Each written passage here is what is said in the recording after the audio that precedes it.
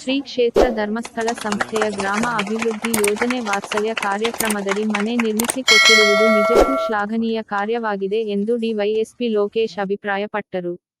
ಶ್ರೀ ಕ್ಷೇತ್ರ ಸಂಸ್ಥೆಯ ಯೋಜನಾಧಿಕಾರಿ ಮಮತಾ ರಾವ್ ಮಾತನಾಡಿ, ಸಂಸ್ಥೆ ವತಿಯಿಂದ ಸೂಳೆಕೆರೆಯಲ್ಲಿ ಜಯಮ್ಮ ಎಂಬುವರಿಗೆ ಮತ್ತು ಲಕ್ಷ್ಮೀದೇವರಹಳ್ಳಿಯಲ್ಲಿ ಚನ್ನಪ್ಪ ಎಂಬುವರಿಗೆ ಮನೆಯನ್ನು ನಿರ್ಮಿಸಿಕೊಡಲಾಗಿದೆ.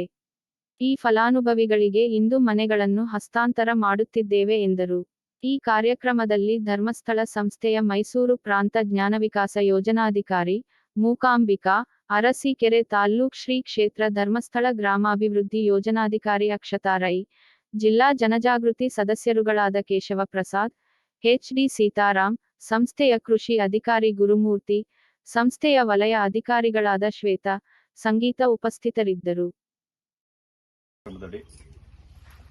ಏನು ವಾತ್ಸಲ್ಯ ಮನೆಯನ್ನ ಜಯಮ್ಮರವರಿಗೆ ಹಸ್ತಾಂತರ ಮಾಡ್ತಿದ್ದಾರೆ. ಈ ಒಂದು ಕಾರ್ಯಕ್ರಮಕ್ಕೆ ಹಾಜರಿರುವಂಥ ಎಲ್ಲರಿಗೂ ಕೂಡ ನಾನು ವಂದಿಸುತ್ತಾ, ಇದೇ ರೀತಿ ಸತ್ಕಾರ್ಯ ಶ್ರೀಮಠದಿಂದ ಮುಂದುವರಿಯಲಿ ಅಂತ ನಾನು ಹಾರೈಸುತ್ತಾ ಕೋರುತ್ತಾ ನನ್ನ ಮಾತುಗಳನ್ನು ಮುಗಿಸ್ತೇನೆ. ಜೈ ಹಿಂದ್. ಅಮ್ಮನವರ ದೂರದೃಷ್ಟಿ, ಚಿಂತನೆ, ಯಾರು ಸಂಕಷ್ಟದಲ್ಲಿ ಇರ್ತಾರೆ ಅವರ ನೋವನ್ನ ಅರ್ಥ ಮಾಡಿಕೊಂಡು ಅವರ ಪರಿಸ್ಥಿತಿ ಯಾವ ರೀತಿ ಆಗ್ಬೋದು ಅಂತ ಹೇಳಿ ಸ್ವಂತ ಅವರು ಫೀಲ್ ಮಾಡಿಕೊಂಡು ಇಂತಹ ಯೋಜನೆಗಳು ಹುಟ್ಟಲಿಕ್ಕೆ ಸಾಧ್ಯ. ಒಂದು ಸೂರು ಇಲ್ಲದೆ ಇದ್ದರೆ ಅಥವಾ ನಮಗೆ ಬೇಸಿಕ್ ಮೂಲಭೂತ ಸೌಕರ್ಯ ಏನಿದೆ, ಫುಡ್, ಕ್ಲೋದಿಂಗ್, ಶೆಲ್ಟರ್ ಅಂತ ಹೇಳ್ತಾರೆ, ಅದು ಇಲ್ಲ ಅಂತೇಳಿ ಹೇಳಿ ಆದ್ರೆ ಜೀವನ ಮಾಡೋದೇ ಕಷ್ಟ. ಸೊ ಅಂತಹ ಸಂದರ್ಭದಲ್ಲಿ ಕೈಕಾಲು ಗಟ್ಟಿ ಇದ್ದು ದುಡಿಲಿಕ್ಕೆ ಶಕ್ತಿ ಇದೆ ಅಂತೇಳಿ ಹೇಳಿ ಆದ್ರೆ ಪರವಾಗಿಲ್ಲ, ದುಡ್ದಾದ್ರೂ ಜೀವನವನ್ನ ನಿರ್ವಹಣೆ ಮಾಡಿಕೊಂಡು ಹೋಗ್ಲಿಕ್ಕಾಗ್ತದೆ. ಆದ್ರೆ ಆ ಶಕ್ತಿಯೇ ಇಲ್ಲದವರನ್ನ ನೋಡ್ಕೊಳ್ಳುವಂಥದ್ದು ಅಥವಾ ಅವರಿಗೆ ಇಂತಹ ವ್ಯವಸ್ಥೆಗಳು ಇಲ್ಲದೇ ಇದ್ರೆ ಅವರ ಜೀವನ ಎಷ್ಟು ದುರಂತಕ್ಕೆ ಈಡಾಗ್ತದೆ ಅಂತೇಳಿ ಹೇಳುವ ನೋವನ್ನ ಅವರು ಏನು ಪಟ್ಟು ಇಡೀ ನಮ್ಮ ರಾಜ್ಯಾದ್ಯಂತ ಇಂತಹ ವಾತ್ಸಲ್ಯ ಮನೆಗಳನ್ನ ಇವತ್ತು ನೂರಾರು ಮನೆಗಳನ್ನ ಕಟ್ಟಿಸಿಕೊಟ್ಟಿದ್ದಾರೆ. ಬಹುಶಃ ನಮ್ಮ ಎಲ್ಲಾ ಕಡೆ ಇವತ್ತು ಇಲ್ಲಿ ಈ ಶೇಪ್ ಇದೆ ಅಂತ ಆದ್ರೆ ಇದೇ ಶೇಪ್ ಅಲ್ಲಿ ಎಲ್ಲಾ ಕಡೆ ಇಂಥದ್ದೇ ಶೇಪ್ ಅಲ್ಲಿ ವಾತ್ಸಲ್ಯ ಮನೆಗಳು ಆಗತ್ತೆ. ಬೇಸಿಕ್ ಏನು ಬಾತ್ರೂಮ್ ಇರ್ಬೋದು, ಶೌಚಾಲಯ ಇರ್ಬೋದು, ಒಂದು ಅಡಿಗೆ ಕೋಣೆ, ಒಂದು ಮಲಗಲಿಕ್ಕೆ ವ್ಯವಸ್ಥೆ, ನಮಗೆ ಬೇಕಾಗಿರೋದೇ ಇಷ್ಟೇ, ಇದಕ್ಕಿಂತ ಜಾಸ್ತಿ ಇನ್ನೇನು ಬೇಕು. ಇದರಲ್ಲೇ ಈ ಬಹುಶಃ ಪುಟ್ಟ ಮನೆಯಲ್ಲೇ ಬಹಳ ಒಂದು ಐಷಾರಾಮಿ ನೆಮ್ಮದಿಯನ್ನ ಪಡ್ಕೊಳ್ಬಹುದು. ಸೊ ಅಂತಹ ಒಂದು ಸುವ್ಯವಸ್ಥಿತವಾದ ಮನೆಯ ನಿರ್ಮಾಣ ಇವತ್ತು ಜಯಮ್ಮ ಅವರಿಗೆ ಆಗಿದೆ. ಸೊ ಇದು ಒಂದು ನಮ್ಮ ಕಾರ್ಯಕ್ರಮದ ಒಂದು ತುಣುಕಷ್ಟೇ. ಬಹುಶಃ ಇಂತಹ ಕಷ್ಟಗಳಲ್ಲಿ ಇರುವಂತಹ ಕುಟುಂಬಗಳಿಗೆ ಬಹುಶಃ ಮಾಸಾಶನವನ್ನ ಕೂಡ ನಾವು ಕೊಡ್ತೇವೆ ಜಯಮ್ಮ ಅವರಿಗೆ.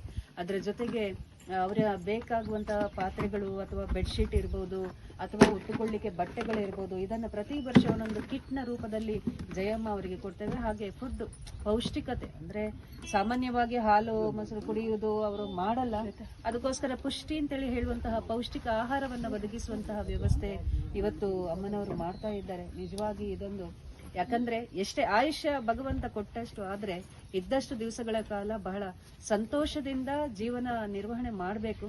ಬಹುಶಃ ಜಯಮ್ಮ ಅವರು ಇದರಲ್ಲಿ ಬಹಳಷ್ಟು ವರ್ಷಗಳ ಕಾಲ ಅವರ ಲವಲವಿಕೆಯನ್ನು ನೋಡಿದ್ರೆ ನಿಜವಾಗಿ ಬಹಳ ಸಂತೋಷ ಆಗುತ್ತೆ. ಅವರು ಒಂದು ಡಿ ವೀರೇಂದ್ರ ಹೆಗ್ಗಡೆ ಅವರು ಹಾಗೂ ಮಾತೃಶ್ರೀ ಹೇಮಾವತಿ ಅಮ್ಮನವರ ಶುಭಾಶೀರ್ವಾದವನ್ನು ಬೇಡಿಕೊಳ್ಳುತ್ತಾ, ಈ ದಿನ ನಾವು ಈ ಲಕ್ಷ್ಮೀದೇವರಹಳ್ಳಿಯಲ್ಲಿ ಜಯಮ್ಮನವರಿಗೆ, ಸೂಳೆಕೆರೆಯಲ್ಲಿ ಜಯಮ್ಮರವರಿಗೆ ಒಂದು ಮನೆಯನ್ನ ನಿರ್ಮಾಣ ಮಾಡಿಕೊಡುವಂತ ಒಂದು ಕಾರ್ಯವನ್ನ ಮಾಡಿದ್ದೇವೆ. ಮಾತೃಶ್ರೀ ಹೇಮಾವತಿ ಅಮ್ಮನವರ ಒಂದು ಅತ್ಯಂತ ವಿಶಿಷ್ಟವಾದ ಕಾರ್ಯಕ್ರಮ. ನಿರ್ಗತಿಕರನ್ನ ಗುರುತಿಸಿ ಅವರಿಗೆ ಪ್ರತಿ ತಿಂಗಳು ಮಾಶಾಸನವನ್ನು ಕೊಟ್ಟು, ಜೊತೆಗೆ ಅವರಿಗೆ ಈ ವಾತ್ಸಲ್ಯ ಅನ್ನುವಂತಹ ಒಂದು ಕಾರ್ಯಕ್ರಮದ ಅಡಿಯಲ್ಲಿ ಅವರಿಗೆ ಆಹಾರದ ಕಿಟ್ಗಳನ್ನ ಪ್ರತಿ ತಿಂಗಳು ಒದಗಿಸಿ ಅವರಿಗೆ ಬೇಕಾದಂತಹ ಎಲ್ಲ ಮೂಲ ಸೌಲಭ್ಯಗಳನ್ನ ಶ್ರೀ ಕ್ಷೇತ್ರದಿಂದ ಮಾತೃಶ್ರೀ ಅಮ್ಮನವರು ಈಗಾಗಲೇ ಕೊಡ್ತಾ ಇದ್ದಾರೆ. ಜೊತೆಗೆ ಈ ತರ ಮನೆ ಇಲ್ಲದೆ ಬೇರೆ ಬೇರೆ ಕಡೆಗಳಲ್ಲಿ ವಾಸ ಇರುವವರಿಗೆ ಒಂದು ವಾತ್ಸಲ್ಯದ ಕಾರ್ಯಕ್ರಮದ ಅಡಿಯಲ್ಲಿ ಒಂದು ಮನೆಯನ್ನ ನಿರ್ಮಾಣ ಮಾಡಿಕೊಟ್ಟು ಅವರಿಗೆ ಒಂದು ಸೂರಿನ ವ್ಯವಸ್ಥೆಯನ್ನ ಮಾಡಿಕೊಡುವಂತಹ ಕಾರ್ಯಕ್ರಮವನ್ನ ಮತ್ತು ಶ್ರೀ ಹೇಮಾವತಿ ಅಮ್ಮನವರು ಹಾಗೂ ಪೂಜ್ಯರು ಆಯೋಜನೆ ಮಾಡಿದ್ದಾರೆ. ಈ ವರ್ಷ ನಮ್ಮ ತಾಲೂಕಿಗೆ 2 ವಾತ್ಸಲ್ಯ ಮನೆ ಕಾಮಗಾರಿಗೆ ಅನುದಾನವನ್ನ ಕೊಟ್ಟಿದ್ದಾರೆ.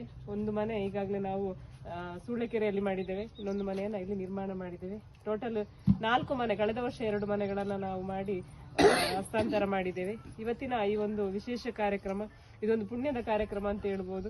ಯಾಕೆಂತ ಹೇಳಿದ್ರೆ ಪಾಪ ಜಯಮ್ಮನವರು ಮನೆ ಇಲ್ಲದೆ ಎಲ್ಲೆಲ್ಲೋ ಹೊರಗಡೆ ಯಾರ್ಯಾರೋ ಮನೆಯಲ್ಲಿ ಇದ್ದುಕೊಂಡು ಒಂದು ಅವರನ್ನು ನೋಡುವಾಗ ತುಂಬಾ ಬೇಜಾರಾಗ್ತಿತ್ತು.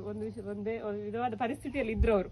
ಇವತ್ತು ಅವರು ತುಂಬಾ ಖುಷಿ ಪಟ್ಟಿದ್ದಾರೆ. ಯಾಕಂತ ಹೇಳಿದ್ರೆ ಉಳ್ಕೊಳ್ಳಿಕ್ಕೆ ಮನುಷ್ಯನಿಗೆ ಮೂಲಭೂತ ಅವಶ್ಯಕತೆಗಳು ಬೇಕು. ಒಂದು ಬಟ್ಟೆ ಮತ್ತೆ ಊಟ, ಒಂದು ಇರ್ಲಿಕ್ಕೆ ಒಂದು ಸ್ಥಳ, ಇದಿದ್ರೆ ನಾವು ನೆಮ್ಮದಿಯಾಗಿರ್ಬೋದು ಅಂತೇಳಿ. ಅದೇ ಅವ್ರಿಗೆ ಇರ್ಲಿಲ್ಲ. ಹಾಗಾಗಿ ಮಾತೃಶ್ರೀ ಅಮ್ಮನವರ ಕೃಪಾ ಕಟಾಕ್ಷದಿಂದ ಇವತ್ತು ಜಯಮ್ಮನವರಿಗೆ ನಾವೊಂದು ಸಣ್ಣ ಮನೆಯನ್ನ ನಿರ್ಮಾಣ ಮಾಡಿಕೊಟ್ಟಿದ್ದೇವೆ. ಇವತ್ತು ಅವರು ತುಂಬಾ ಖುಷಿಯಾಗಿದ್ದಾರೆ. ಅವರಿಗೆ ಉಳ್ಕೊಳ್ಳಿಕ್ಕೆ ಒಂದು ಸೂರಿನ ವ್ಯವಸ್ಥೆ ಆಗಿದೆ. ಈ ಒಂದು ವಿಶೇಷ ಕಾರ್ಯಕ್ರಮದಲ್ಲಿ ಇವತ್ತು ಈ ಮನೆಯನ್ನ ನಾವು ಹಸ್ತಾಂತರ ಮಾಡುವಂತಹ ಕಾರ್ಯಕ್ರಮವನ್ನು ಇಟ್ಕೊಂಡಿದ್ದೇವೆ.